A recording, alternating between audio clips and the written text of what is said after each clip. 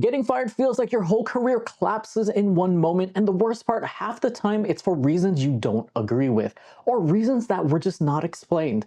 One of our community members talked about last week that they got fired for a bogus reason, and in reality, it looked like it was just a major cost-cutting move that wiped out 200 people at once. But here is the part that no one tells you: your firing isn't what is ruining your chances, it's how you explain it. In today's video, this is an ultimate comeback guide. I'm gonna walk you through the exact steps to rebuild everything. How to rebuild your story so recruiters don't assume the worst, how to answer why did you leave your last job without tanking the interview, and how to handle background checks if you were marked not eligible for rehire. By the end, you're gonna sound composed, confident, and hire ready again. And if this is your first time, my name is Jeff. I'm a business analyst consultant at a Fortune 5 company, and I became a data analyst over 10 years ago. I've helped people land roles at Fortune 500 companies and move into better paying, more fulfilling jobs. I've also sat on the hiring side, so I know exactly what makes someone stand out and what quietly gets them filtered out. And in fact, I'm helping someone in the community with this exact issue of how they got terminated for a reason that doesn't make sense. They thought their career was over, but with the right story, strategy, and more confidence to pick themselves up, they landed an interview and were able to walk into it with confidence with what I'm going to share with you today. Losing your job, especially through a termination, can feel like a personal failure. In reality, terminations, layoffs, involuntary separations happen to millions of professionals each year. Roughly 1.6 million workers experience involuntary separation every month. Before we dive into the recovery plan, it's important to understand how the hiring process actually works when companies discover someone's unemployment history or employment history. Most candidates imagine recruiters already know everything, but that's not exactly how it works. At the earliest stages of hiring, nobody knows. You go through the recruiter screen, the recruiters only see what you submit, your resume, your LinkedIn, and what you say out loud. They have no access to HR databases, termination codes, or background reports. So if you're not passing this stage, it's almost never because of your record, it's because of your tone, your story, your resume framing signals, your portfolio. 2 is the interview stage. Hiring managers here still don't know. They can only judge consistency based on your story and your resume. So if you sound defensive, they may assume there's a problem even when they have no evidence of one. And then the third part is post-offer or background check. Only after a verbal offer does a company HR send a verification request to your previous employer, often through a third-party service. At this point, the previous employer will typically confirm employment dates, job titles, and depending on the process, they could show eligible for rehire, yes or no. There's 2 things that they can go about this. First is an automated employment verification, where it'll potentially show that hire for no status, yes or no, or they'll be doing a manual background check where they talk to your employer directly or HR or whoever the designated person is. They may ask about rehire status, and this is where they'll ask, are they available for rehire? And then they'll say yes or no, and this is typically how they'll find out if you got fired. Most employers, they want to play it safe, so they're going to tread lightly here because they don't want to get in deep legal waters. So employers will often decline to answer. But when they say no, not eligible for rehire, HR classified your separation as involuntary termination. So this doesn't necessarily mean you were fired for a cause, it's just the default setting used for anyone that was dismissed as part of a reorganization, attendance issues, policy violations, or a performance-based exit. Large companies apply this blanket rule to simplify compliance and also reduce their liability. Importantly, background reports don't explain why. They just display that single yes/no flag. So if your record says not eligible for rehire, the recruiter or hiring manager won't know whether that was because of downsizing, attendance, a misunderstanding. They only see that flag. That's why addressing it proactively with a calm and factual explanation is powerful. You're going to be providing context before they draw their own conclusions. Step 1, perform a mental reset. So before you edit a single bullet in your resume, you need to clear the emotional trash and debris that you're feeling inside. Venting to recruiters is career sabotage. Negative talk about your former employers is known red flags and can cost you job offers. So what you want to do is get rid of that negative emotional baggage. So journal, talk to a trusted friend, speak with a coach, but never let that frustration spill into interviews. Next, you want to script before you speak. Rambling equals risk. So every second that you sound defensive, you lose trust. Write and rehearse a concise 30-second exit summary. And I'm going to be talking about this in detail and give a template. But what you want to do here is project calm, have it be not sped up, practice until you can deliver it without fear or hesitation and frustration. And lastly, recast your identity. You are not someone who got fired. You are a high performer that was impacted by a business decision. Step 2, rebuild your narrative. A termination story only has 2 possible outcomes: defensiveness or differentiation. Your old story that you might be telling yourself is they fired me for bogus reasons to avoid paying severance or a bonus. New story, my role was one of 200 impacted people during a large organizational restructuring.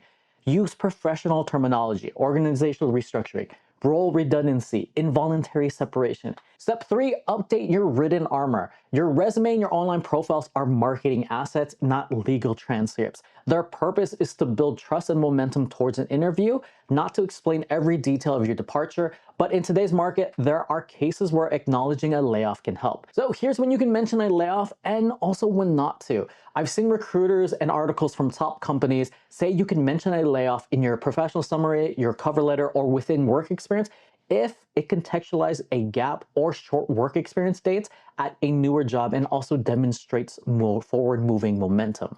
If you don't have these, then it's better to leave it off of your resume. The best place to explain being laid off or termination is within the interview. And from my own experience, I would recommend crafting a professional story that briefly touches on your story, but pivots to emphasize upskilling and the skill building that you did during those times. So while it was unfortunate to be let go from your previous position, you are now able to accomplish, and then you would insert your achievement, and then you want to end with a positive reframe on the situation. Next is going to be online applications where they have reason for leaving boxes or something similar. So these are going to be legal checkboxes, not storytelling opportunities. You must be accurate, but be brief. If you were terminated for non-performance or policy, you could say involuntary separation due to organizational restructuring. Even if HR says termination, this phrasing is factually correct for most large-scale cost-cutting events and will keep you aligned with the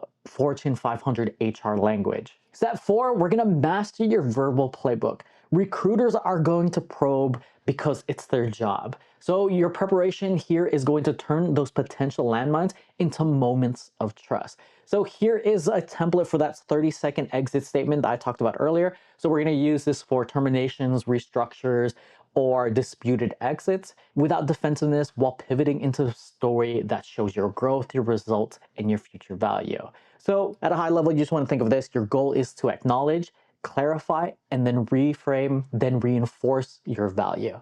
First, you're going to open with context. Here is where you're going to acknowledge the transition factually. Use calm and factual language that signals professionalism and honesty. My role at, and then insert that company, ended in whatever that time in the year was, and was classified internally as a termination. And then if you suspect that this is part of larger cost cuts or broader changes or whatever the other reasons here, make sure that's professional and you're going to insert it inside this next context.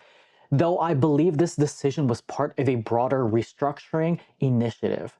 Now, the second part of this, performance validation, you're going to provide one proof point to show that your performance was strong and is an immediate counter to anything that was implied negatively to you being let go. However, my performance remained strong as I was working there. And then you would insert whatever quantifiable achievement or KPI in this example. So examples that you could use is, I exceeded all production targets by 15% and maintained 100% on-time delivery. I received positive performance reviews and implemented a dashboard that reduced manual reporting by 40%. Next up is going to acknowledge the situation with maturity. This is going to be a positive reflection. This is where you're going to show your emotional intelligence, but also your gratitude. And while the communication around the transition was challenging and it was unclear, I'm grateful for the experience and what I learned there. And then 4, it's growth and pivot. You're going to show how you use this transitional period to grow. You're going to turn this event into a transformational story that bridges your past with your current readiness. I used that period to complete whatever training, certificate, volunteer rebuild projects, and it gave me the opportunity to reignite my passion for data analytics or help focus developing on whatever skill. Examples here, you could say, complete a 7-month data analytics bootcamp focused on SQL and Power BI, deepen my technical foundations, and transition into analytics full-time. And then after this, your fifth and final step is going to be future alignment. You're going to close with enthusiasm and direction. You want to end by connecting your growth to what you're going to bring to the company. So you can say it like this: that transition really strengthened my skills, leadership, technical foundations, or whatever you want to enter here. And I'm excited to apply that here at the new company you're applying to towards whatever their specific goal is. And here's what it sounds like put all together. My role at ABC company ended last year and was classified internally as a termination. Though I believe that decision was part of a broader cost-cutting optimization effort, my performance, however, was consistently strong. I maintained 100% on-time print delivery across 24/7 shifts. I supported operations critical to production uptime. While communications around that transition was confusing, I'm grateful for what I learned there. I used that time to complete a 7-month intensive data analyst bootcamp and build deeper technical foundations. That transition reignited my passion for data-driven problem solving, which I'm excited to bring to this role to meet the initiatives of cost-cutting and finding outliers within the healthcare system or whatever role that you're applying for. Now, there are gonna be times where you're gonna have to handle up more follow-up about a termination. Recruiters are almost gonna always ask you clarifying questions once you've shared that 30-second exit statement. That's their job, to verify the facts and assess your professionalism under pressure. Your job is not to defend your innocence. Your job is to project maturity, emotional stability, and project positive forward motion. So remember, composure communicates credibility. Next, you want to choose the right framework for the situation. So here I have 2 different frameworks that I use inside the situation, depending on the depth of the question. So if this is for the short recruiter screening, which is going to be like your first interview, you can use an ACE framework. A is acknowledge, clarify, emphasize. So the first one is you're going to acknowledge, briefly confirm what happened without over-explaining. The next part is C, clarify with context, add neutral business context that removes the blame and reframes it at scale. And then E is emphasize your excellence. Close with one performance proof point and pivot to future value. So here's the here for deeper explanations. This is when the interviewer asks for more context. Can you elaborate? And then you can expand with this 4-part structure. H is high-level context. The company classified my separation as a termination related to cost optimizations during a larger restructuring. 2 is evidence of competence. Throughout my time here, I maintained 100% on-time delivery and improved process accuracy by 30%. A, acknowledge emotion professionally. While it was disappointing, no one enjoys unexpected change, but I understand that there was business realities behind it. And then 4, reframe towards growth. I use that period to deepen my technical foundations through a BI bootcamp and pivot into analytics, which reignited my passion for data-driven problem solving and is exactly what I want to bring into this new role. Another takeaway is to rehearse this till it's emotionally neutral. So what you want to do is have your story sound like it's a press-ready PR statement, not an emotional retelling, where you're still going to show positive impact and how you improved and grew from it. So practice until you can deliver with a steady tone and eye contact where it feels factual and not defensive, and where you naturally end with a small smile to signal closure and that you are happy and ready to move forward. Now, this brings us to step 5, where we're going to preempt the background check. So many employers are going to ask one critical question during the background check process: is this person available for rehire? The answer may be no. So even if you were terminated for a questionable reason, those specifics won't surface unless you offered them. So let's say you were terminated for a reason you didn't agree with, but you believe it was part of a company saving money because 200 other people were let go in similar ways, like we've been mentioning this whole time. You can frame it in a professional way, an honest way, believing it was part of a broader cost-cutting initiative involving 200 people that were also affected. And there's no way for the recruiter to untangle the internal politics of that. So then they will just take you at your word and just see if you're a good fit for the company. That's why it's important for you to control the narrative before it becomes a concern. If your previous employer coded you as ineligible for rehire, that shows up during a background check. It can raise a red flag if you haven't addressed it. So that's why I recommend proactively flagging it after the verbal offer using this script. So here's a transparency script that you can use.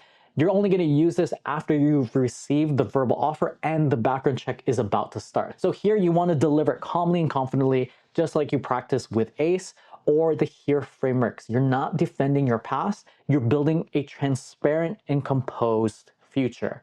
So as a background check, you may see not eligible for rehire. That's because there was restructuring at my previous company, company ABC, and it was handled administratively as a termination across the board. My performance reviews were strong. I maintained 100% on-time print delivery across 24/7 shifts, and I just wanted to be upfront about it in case this surfaces. I'm excited to move forward and contribute here. It's not the firing that defines your career, it's the story that you tell next.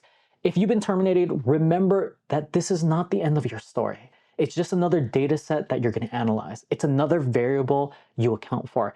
Every great analyst knows that when a process breaks, you don't panic. You troubleshoot, you gather inputs, you test new hypotheses, and then you iterate until you find what works. Your career in this case is no different. Give yourself time and patience and grace that you'd give to a complex project. With enough time, reflection, and willingness to test new approaches, you'll engineer a new way around this obstacle and you'll come out sharper, wiser, and more resilient than ever. And if you're interested in getting more one-on-one time with me, join the community. I'll be able to help with situations like this and coach you through other ways. It's free right now, so link in the description below. Love to see you there as we build one of the best data communities out there. Watch this next video